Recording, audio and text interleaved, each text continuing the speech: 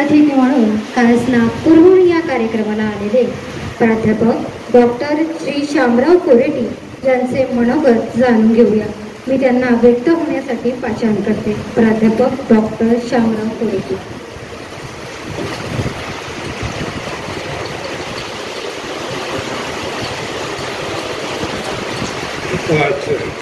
नगरीत या ठिकाणी येत असताना पावसाने स्वागत केलेच, पण आपण सर्वांनी या ठिकाणी माझं स्वागत केलं त्याबद्दल आपल्या सगळ्यांचे या ठिकाणी आभार मानू इच्छितो।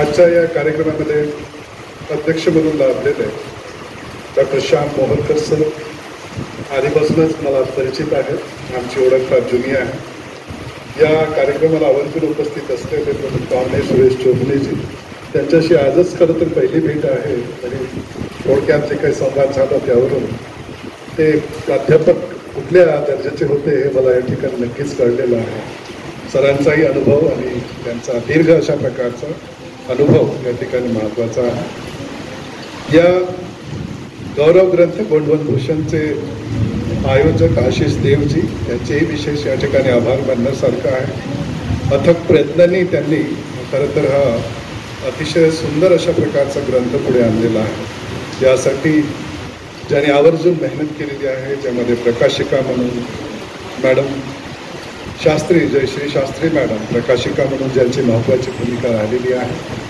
त्याशिवाय माझ्या संपर्कात राहणारे अमित भगत जे यासाठी कार्यक्रमाच्या सफलतेसाठी वारंवार प्रयत्न करत राहिले होते आणि आवर्जून यासाठी त्यांनी सर्वच लोकांना वेगवेगळ्या विषयावरचे लेख मागवत असताना त्यांनी खरं तर संपर्क साधलेलाच होता।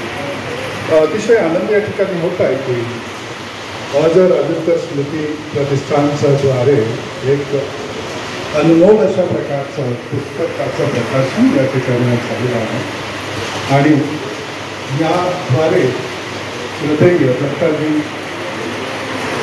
यांना आपण या ठिकाणी खरं तर आदरांजलीच वाहत आहोत असं या ठिकाणी समजतं। या कार्यक्रमाला आवर्जून उपस्थित असलेले डॉक्टर लोणकरजी माझे संशोधक विद्यार्थिनी पद्धतीचा आले आणि आपण सर्व चंद्रपूर रहिवासी। थोडक्यात मला या विषयावर बोलायला खूप आवडेल। आज वातावरण पण तसंच आहे बोलण्यासारखं आणि म्हणून एक नाव या ठिकाणी नक्कीच राहिलेलं आहे माझ्याकडून आणि ते म्हणजे प्रभात कुमार तन्नीवारजी सुपुत्र आहेत दत्ताजी तन्नीवार यांचे। दत्ताजी तन्नीवार यांची मुलाखत माझी खूप जुनी आहे। त्याने लिखा होतो त्यावेळेला नागपूर विद्यापीठाच्या इतिहास विभागामध्ये नौका होतो आणि ते स्वतः भेटायला डिपार्टमेंट ऑफ हिस्ट्रीमध्ये आलेले होते। त्यावेळेला त्यांच्या हातात मी 2 पुस्तकं बघितली। पुस्तकं म्हणजे हस्तलिखित होते। त्यामध्ये एकावर त्यांनी टायटल लिहिलेला होता चंद्रपूर जिल्ह्यातील किल्ले आणि दुसऱ्या एका हस्तलिखितावर गडचिरोली जिल्ह्यातील किल्ले अशा प्रकारचे ते दस्तऐवज होते आणि त्यावेळेला पहिल्यांदा आमचा त्या इतिहासासोबतचा जो काही संवाद आहे तो झालेला होता आणि मी या ठिकाणी सांगू इच्छितो की दत्ताजी तन्नीवार यांनी जे विचार त्यावेळेला माझ्या डोक्यात पेरले होते त्याला खऱ्या अर्थाने आकार देण्यासाठी आज आपल्या पाठीमागे एक विद्यार्थी बसलेला आहे अशोक नैतान म्हणून। त्या विद्यार्थ्याला मी चंद्रपूर जिल्ह्यातील किल्ल्यांचा वास्तुशास्त्र स्थापत्यकला यावर काम करण्यासाठी PhDचा विषय दिलेला आहे आणि त्यासाठी आम्ही दत्ताजींचे जे नोट्स त्या कालखंडात होते त्याची एक प्रत मला ठेवायला त्यांनी सांगितली होती, त्याचाही आम्ही वापर येणाऱ्या कालखंडात करणार आहोत। आणि म्हणून एक जो वारसा आहे राजूरकरजींच्याकडून आलेला तन्नीवारजीकडे आणि त्यानंतर आता पुढच्या पिढीला तो हस्तांतरित झालेला आहे आणि म्हणून ही आमची जबाबदारी आहे या इतिहासाचा पुढील टप्पा गाठण्यासाठी त्यामध्ये असलेले जे काही अनेक प्रकारच्या ज्या काही शृंखला तुटलेल्या असतील त्या पूर्ण करण्याची जबाबदारी नव्या पिढीची आहे असं मी या ठिकाणी समजतो। मला अतिशय आनंद होत आहे की गोंडवन हा शब्द या ठिकाणी चांगल्या पद्धतीने अधोरेखित झालेला आहे। नाहीतर आपण गोंडवाना विद्यापीठ अशा पद्धतीचा एक ना जास्तीचा वापरतो जे खरं तर चुकीचं आहे।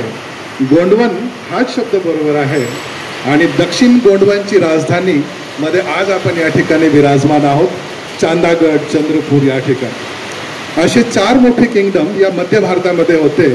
याची कल्पना आपल्या सगळ्यांना असेलच. गडामंडला नावाचा जबलपूरच्या जवळचा एक मोठा किंगडम होता.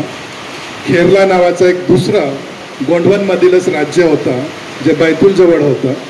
आणि तिसरं एक अजून किंगडम ज्याला आपण देवगड म्हणतो ते इकडे आपल्याकडे काय म्हणू आपण त्याला अतिशय जवळ, म्हणजे नंतरच्या कालखंडात नागपूरच नगरी त्याची बनली. छिंदवाडा जवळचं देवगड किंगडम आणि चौथा म्हणजेच चांदागड. अशा प्रकारच्या ह्या 4 किंगडम्स या ठिकाणी मिळून गोंडवन अशी एक बृहत कल्पना त्या कालखंडात होती. आणि म्हणून चंद्रपूर किंवा चांदागडचा जो काही भाग आहे तो गोंडवनचाच एक भूभाग. याला प्राचीन कालखंडापासून आपण वेगवेगळ्या नावाने ओळखतो, मात्र दंडकारण्य नावानेही या भागाला ओळखल्या जातो. थोड्याच वेळा अगोदर यांचे मुखपृष्ठ छापणारे बारा पात्रेजी यांनी ज्या राजचिन्हाची या ठिकाणी दखल घेतली त्यासाठी आपले खूप आभार. कारण हे संपूर्ण भारतभर पसरलेलं आहे. मध्य भारतातील जवळपास 8 राज्यामध्ये जिथे कुठे स्थापत्य आपल्याला सापडतो, मंदिरं सापडत असतील, किल्ले सापडत असतील, तिथे सर्वत्र हे चिन्ह अंकित आहे. हेही तेवढंच या ठिकाणी महत्त्वाचं आहे. आणि म्हणून गोंडवन हे जे काही साम्राज्य आहे ते निर्माण करण्याची क्षमता कधी काळी त्या लोकांमध्ये होती जे लोक आज समाजाच्या सगळ्यात तळागाळाचं जीवन जगत आहेत. आज आपण आदिवासी मागासलेला असा जो समाज समजतो तो समाज कधी काळी या भूभागाचं नेतृत्व करत होता आणि त्या नेतृत्वाला सर्वांची साथ लाभलेली होती. समाजातील सगळ्याच घटकांना सामावून त्या राजा लोकांनी पुढे त्यांना नेले होते आणि या भूमीला त्यांनी सुजलाम सुफलाम करण्याचा प्रयत्न केला आहे. ते अतिशय महत्त्वाचं आहे. आणि म्हणून आपली ही जबाबदारी आज आहे की आपणही या जबाबदारीला समजून की कधी काळी त्यांनी आपली मदत केली होती, आज त्या समाजाला सांभाळण्याची जबाबदारी आपल्या सगळ्यांची आहे असं मला या ठिकाणी वाटते. खूप साऱ्या गोष्टी आहेत.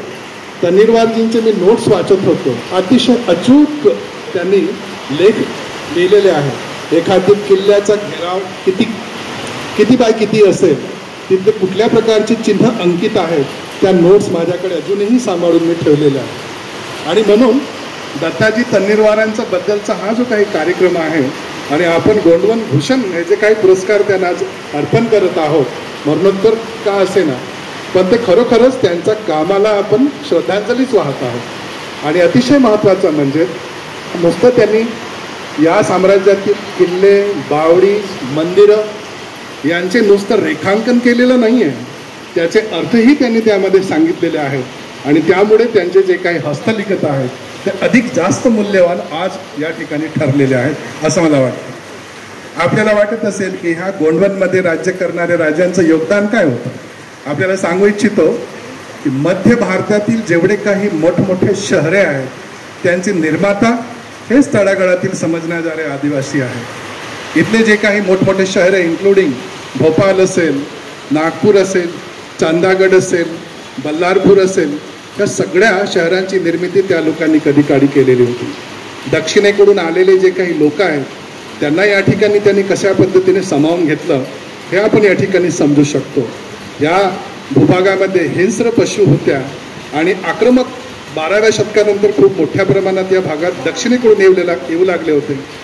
त्यामुळे लोकांची सुरक्षा होणे महत्त्वाचे होते. त्यासाठी मुघलसारखे किंवा सुलतानसारखे फक्त राजघराण्यासाठी किल्ले यांनी बांधले नाही, मोठमोठे किल्ले यांनी बांधले. चंद्रपूरचाच उदाहरण घेतलं समजा तर 7 मैलचा किल्ला म्हणजे जवळपास 13 किलोमीटरचा तो परकोट, म्हणजे संकटकाळी संपूर्ण गाव, संपूर्ण शहर किल्ल्याच्या आतमध्ये राहील याची काळजी त्यांनी घेतली होती. अशा प्रकारचं फक्त हे एकच उदाहरण नाही आहे. आपल्या भागामध्ये असलेले अकोटचा किल्ला ज्याला नरनाळा म्हणतात तो जवळपास 22 किलोमीटरचा परकोट आहे. म्हणजे संपूर्ण शहर त्या भिंतीच्या आतमध्ये राहू शकत होतं. हिंस्र पशुपासून त्याचं संरक्षण करता येत होतं. दक्षिणेकडील आक्रमकापासून त्यांचा बचाव करता येऊ शकत होता. अशा प्रकारची ही योजना होती. गाविलगडचा किल्ला त्यालाही जो परकोट आहे तो जवळपास 18 किलोमीटरचा आहे. आणि म्हणून त्या 18 किलोमीटरच्या परिघामध्ये राज परिवार आणि राजा किंवा सरदार राहत नसत, तर संपूर्ण जनता त्या किल्ल्यांच्या आतमध्ये राहत होती. असा खूप मोठा जो आहे इतिहास आपल्याला येणाऱ्या कालखंडामध्ये लिहिता येणार आहे. सगळ्यात महत्त्वाचं म्हणजेच आपण बघतो आहोत की ज्या समुदायामध्ये आणि ज्या कालखंडात ही राज्य निर्माण झालेली आहे त्यांचा कालखंड खूप भव्य दिव्य अशा स्वरूपाचा आहे. या पुस्तकामध्ये 885 वर्ष चंद्रपूरचा इतिहास लिहिला म्हणजे होता अशा प्रकारचं राजूरकरांच्या पुस्तकापासून आपल्याला मिळतं. मला सांगा, मी तर इतिहासाचा प्राध्यापक आहे, पण आपल्यापैकी कोणी एखाद्याने वाचलेलं आहे का की 900 वर्षापर्यंत भारतात एखाद्या भूभागावर एखादी साम्राज्य राज्य करत होती अशा प्रकारचा दाखला एकमात्र बहुतेक चांदागडचा इतिहासाचाच असावा असं मला या ठिकाणी मांडावंसं वाटतं. अतिशय महत्त्वपूर्ण आहे, कारण ह्या 12व्या शतकामध्ये जरी आपण विचार करत असतो की तो उच्चांकावर होता, पण त्या उच्चांकापर्यंत पोहोचण्यासाठी त्यांनी किती शेकडो वर्ष मेहनत केली असेल याचा अंदाज आपण कुठे पुस्तकामध्ये घेत नाही. आणि म्हणून इंग्रज असोत की अन्य लेखक हे जे काही म्हणत असतील त्यामध्ये ते उच्चांकापासून त्यांचा पुढचा वाटचाल मोजतात अंतपर्यंत, म्हणजे 1751 पर्यंत. पण त्याचा पूर्वीचा जो काही कालखंड आहे, जो आपण 885 म्हणा किंवा 900 शतकापासून आपण जर मोजत असू, तर अतिशय भव्यदिव्य अशा प्रकारचा कालखंड या भूमीवर होऊन गेलेला आहे. आणि या लोकांचं खूप मोठं योगदान आहे. यांनी या संपूर्ण भागामध्ये खरं तर अशा प्रकारचे क्वचितच राजे महाराजे आपल्याला सापडतील की जे स्वतः हिऱ्यांचे मालक होते. कळंब हिऱ्यांची खदान होती, वैरागड हिऱ्याची खदान होती, मध्य प्रदेशामध्ये पन्ना हिऱ्याची खदान होती. आणि हे हिऱ्याची खदान उत्तरेकडे नाही, आणि म्हणून मुघल आणि सुलतानांना सुद्धा इकडून हिऱ्याचा आवक तिकडे न्यावं लागत असे. हे सगळ्या गोष्टी आपण समजून घेतलं पाहिजे. या राजांनी कधी कोणाकडून आक्रमण करून, मारून, कटकारस्थ करून, षड्यंत्र करून कोणाकडून काही हिरावून घेतलं नाही आहे.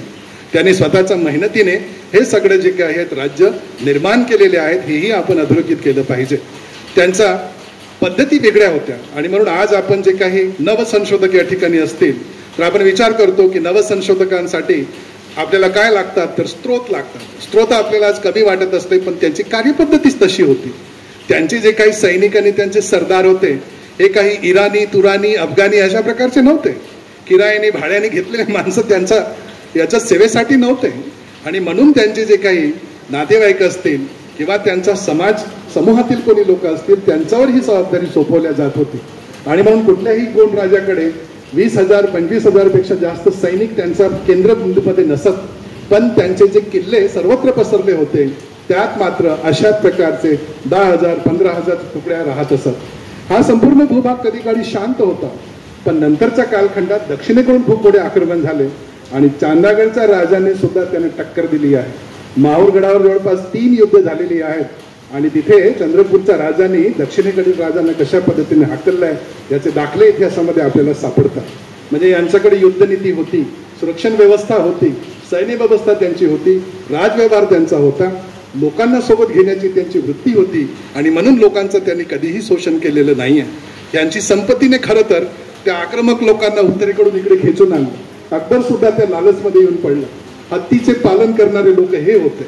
देवगडचा इतिहास आपल्याला सांगतो की आक्रमण केल्यानंतर जवळपास 400 हत्ती मुघल एम्पायर घेऊन जात होते. एक हत्ती पाडणे किती कठीण आहे, आणि त्यानंतर 400 हत्ती जर एखादी व्यक्ती पाडत असेल तर त्याची सधनता किती असेल हे आपण विचार करण्यासारखं आहे. आणि ही सधनताच खरं तर आपली ही जे गोंडवनमधील सधनता होती हीच खरं तर यांच्यासाठी शत्रू ठरली. आणि अशा पद्धतीने उत्तरेकडील आक्रमकांनी आपली सधनता हिरावून घेतली आणि उत्तरेकडे त्यांनी राजपुतावर तशा प्रकारचे आक्रमण केले. हत्तीची त्यांना गरज कशासाठी होती? हत्तीची गरज यासाठी होती की जे काही मोठमोठे कॅनन्स होते, तोफा होत्या, त्या उडून नेण्यासाठी, राजस्थानकडील राजपूत किंगडम्सवर आक्रमण करण्यासाठी, प्रवास करण्यासाठी मैदाना भागामध्ये या लोकांनी त्यांचा वापर केलेला. आपल्याकडे आपण राजचिन्हाबद्दल बोललो. राजचिन्हाचे अनेक अर्थ आहेत, त्याचे एक अर्थ नाही आहे. दंडकार्यांवर शाकाहारी पशुवर एखाद्या मांसाहारी पशुचा वर्चस्व किंवा त्याचा जो काही सत्ता आहे ते स्थापन करण्याचा त्याचा एक अर्थ आम्ही लावतो.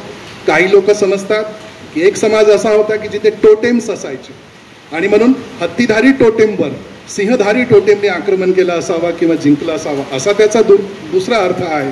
किंवा बलाढ्य शक्तीवर दुसऱ्या एका शक्तिशाली सम्राटाने आक्रमण करून त्याला पराजित केले असावे असाही त्याचा अर्थ होतो. असे कितीतरी दाखले त्याचे देता येते.